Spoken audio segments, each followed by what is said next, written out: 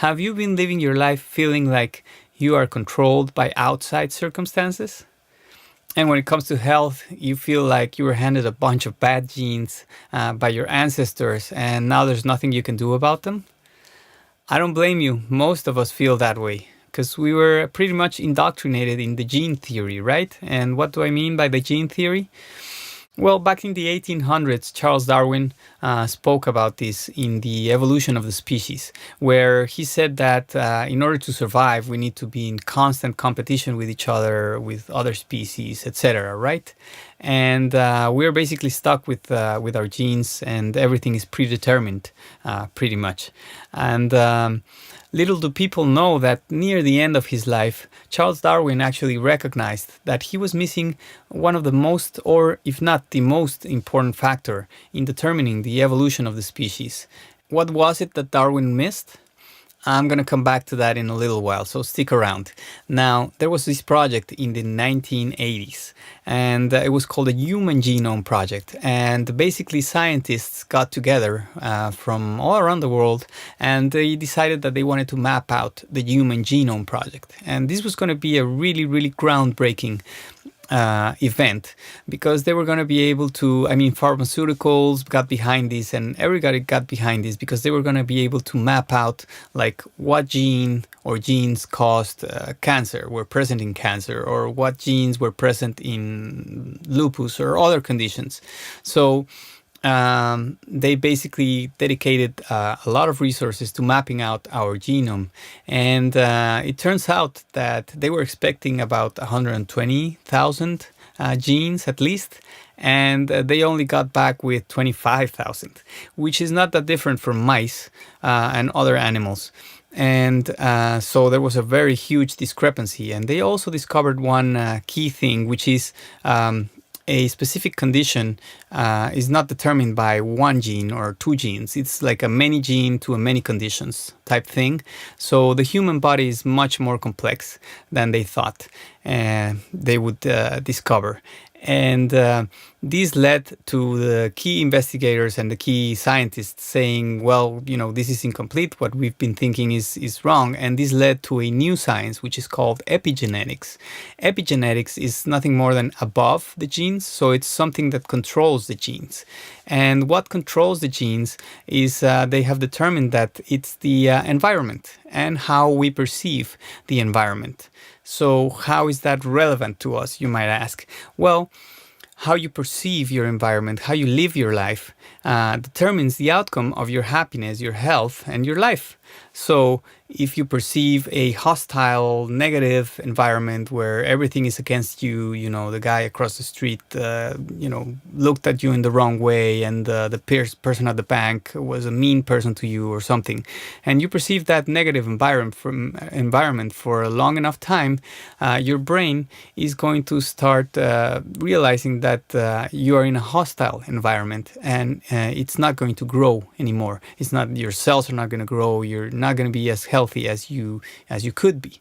But on the other hand, if you perceive the environment as a peaceful, harmonious, and positive environment, then your health is going to, have a better outcome. Now, you may or may not believe me, but I wanted to name some examples because I know at this point you might be thinking, oh, no, that's just, that's just impossible. Well, the human brain is capable of that and so many more things. And they did this research back way back, where they did chemotherapy on patients, but a group actually received fake chemotherapy. In other words, it was just a placebo. Well, it turns out the group that received the fake chemotherapy, the patients also lost their hair. The same as when you would normally be subject to the regular chemotherapy. Now, there was another research done on placebos, and they discovered that the more expensive the placebo is, the better the results. So they were testing this on patients, and they discovered that if it was more expensive, then people thought, oh, this is more effective, even though they were all placebos. Now, Dr. Mosley, who's a knee surgeon, he actually wanted to prove wrong that theory, and he performed knee surgery on 3 different groups of people.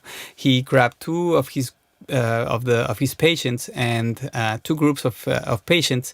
One of them had received the regular surgery that he would do. The second one received a regular surgery, but it was a little different. And then the third group received a fake surgery. In other words, he put the patients to sleep. He pretended that he was going to operate, but he never did operate. And to his surprise, the patients that received the fake knee surgery recovered and improved just as much as the other 2 groups. So if that isn't powerful, I don't know what is. And what is this message? For us is that we control our lives. We control our lives with our thoughts, with how we perceive the environment. And we need to take care of our environment. In other words, we need to take care of how we approach our diets, how we approach exercise, and how we treat our bodies in general, right? Now, coming back to Darwin, he wrote this, and I quote, "In my opinion, the greatest error which I have committed has been not allowing sufficient weight to the direct action of the environments, for example, food, climate, etc., independently of natural selection. When I wrote The Origin and some years afterwards, I could find little good evidence of the direct action of the environment. Now there's a large body of evidence." So I wanted to leave you with this message. You are in control of your life. So start living it that way. Start approaching every day as if it was, the best day ever. And just give it a try. And let me know how it goes. I hope you like this post. And if you do, please remember to like and share it with someone you love. And I also have a Patreon page for those who want to take it a step further. And I'll include a link for you in case you want to see more videos like this one. I hope you have a really wonderful day, and I'll catch you on the next one.